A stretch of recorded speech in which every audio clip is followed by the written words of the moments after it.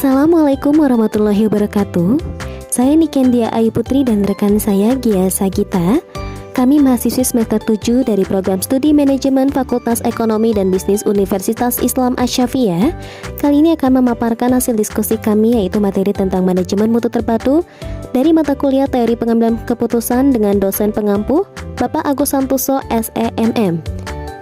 Adapun pembahasannya adalah pengertian mutu, pengertian manajemen mutu terpadu, faktor-faktor yang mempengaruhi mutu, unsur dasar sistem manajemen mutu, prinsip umum manajemen terpadu, tujuan manajemen mutu terpadu, kendala-kendala dalam penerapan manajemen mutu terpadu, dan yang terakhir tentunya akan ada kesimpulan. Baik, mari saja kita kepada pembahasan yang pertama, yaitu pengertian mutu. Akan dijelaskan oleh rekan saya Gia Sagita, kepadanya dipersilakan. Baik, untuk materi yang pertama yaitu pengertian mutu. Mutu dapat didefinisikan sebagai gambaran dan karakteristik total dari produk atau jasa yang berhubungan dengan kemampuannya untuk memuaskan kebutuhan yang dinyatakan secara langsung atau tidak.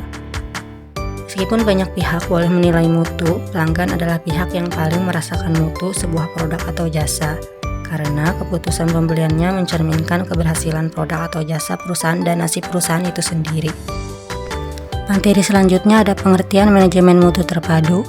Manajemen mutu terpadu adalah suatu pendekatan sistematis yang mengintegrasikan berbagai sistem manajemen kualitas di dalam organisasi untuk mencapai tujuan mutu secara keseluruhan.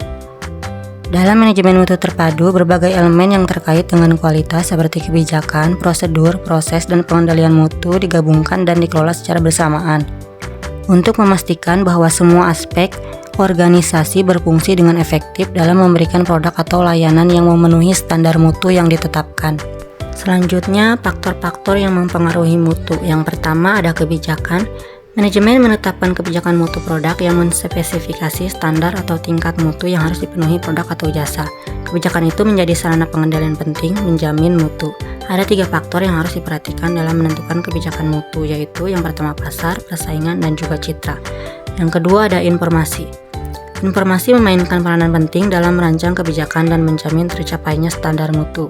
Untuk membuat kebijakan, selain diperlukan informasi akurat mengenai preferensi dan harapan konsumen, juga tentang standar dan biaya dan mutu.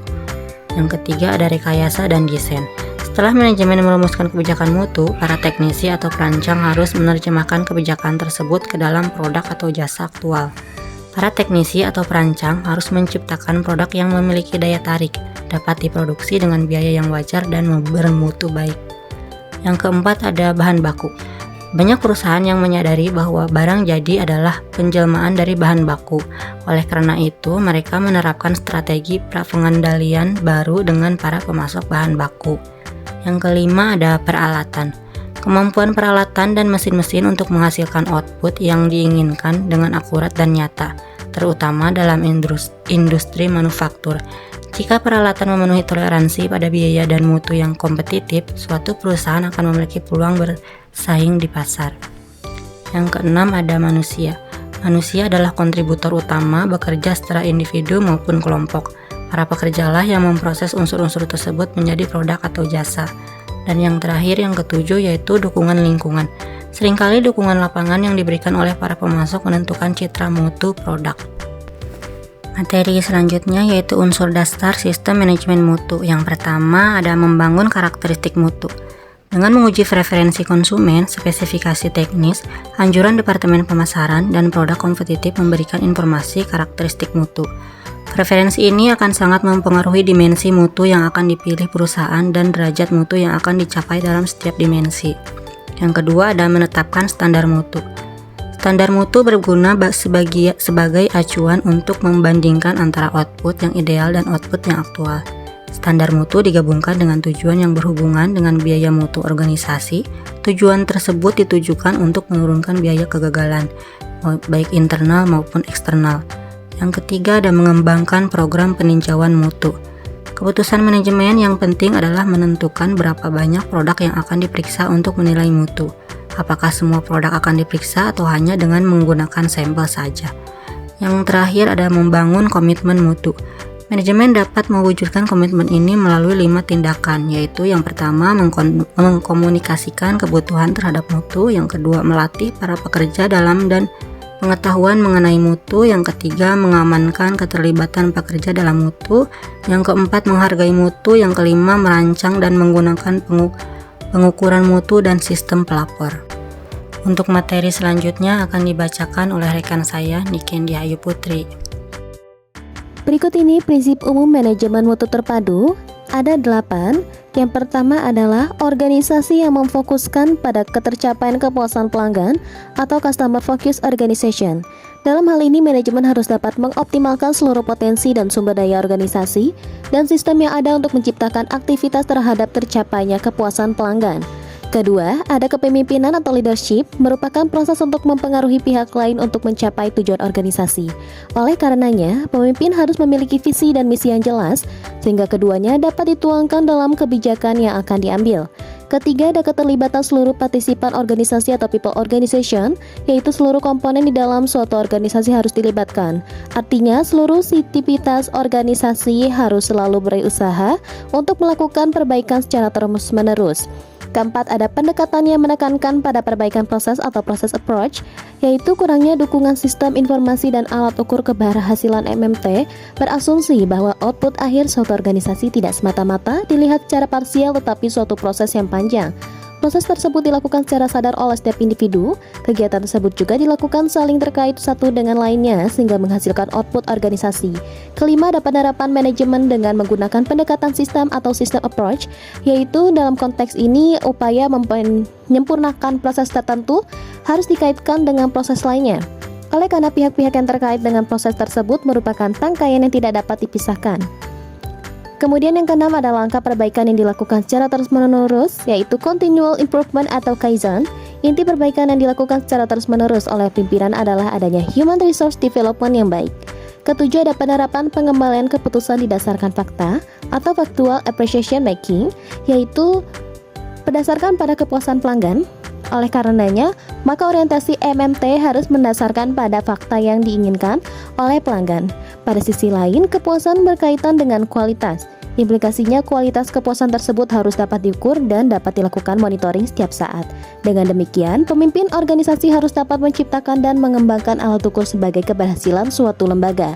Yang terakhir, yang kedelapan ada hubungan dengan supplier yang saling menguntungkan atau mutually beneficial relationship. Tujuan manajemen mutu terpadu. Tujuan utama dari sistem manajemen mutu adalah untuk mencegah terjadinya kesalahan dalam proses produksi dengan cara mengusahakan agar setiap langkah yang dilaksanakan selama proses produksi diawasi sejak permulaan proses produksi itu.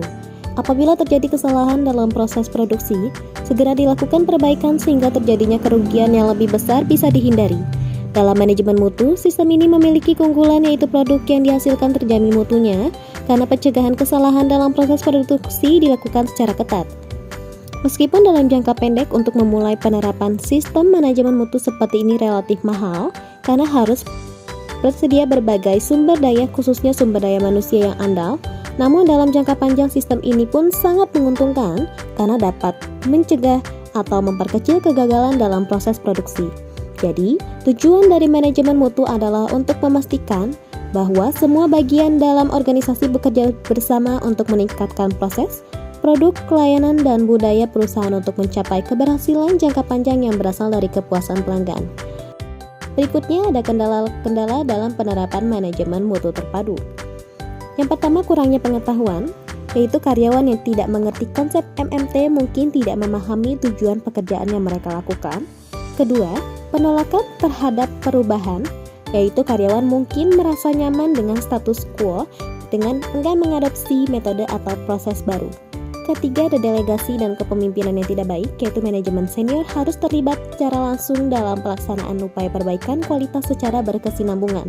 Yang keempat, kurangnya komitmen dari manajemen puncak, yaitu manajemen puncak tidak mendorong tim perusahaannya untuk menerapkan MMT. Berikutnya, ada kesimpulan daripada paparan kami, yaitu manajemen mutu terpadu atau MMT adalah suatu pendekatan sistematis yang mengintegrasikan berbagai sistem manajemen kualitas di dalam organisasi untuk mencapai tujuan mutu secara keseluruhan. Secara keseluruhan, manajemen mutu terpadu bertujuan untuk meningkatkan efisiensi, efektivitas, dan kepuasan pelanggan dengan mengelola kualitas secara holistik di seluruh organisasi. Dengan demikian, terdapat prinsip-prinsip manajemen mutu terpadu seperti organisasi yang memfokuskan pada ketercapaian kepuasan pelanggan, kepemimpinan, keterlibatan seluruh partisipan organisasi, pendekatan yang menekankan pada perbaikan proses, penerapan manajemen dengan menggunakan pendekatan sistem, langkah perbaikan yang dilakukan secara terus-menerus, penerapan pengembalian keputusan didasarkan fakta, dan hubungan dengan supplier yang saling menguntungkan.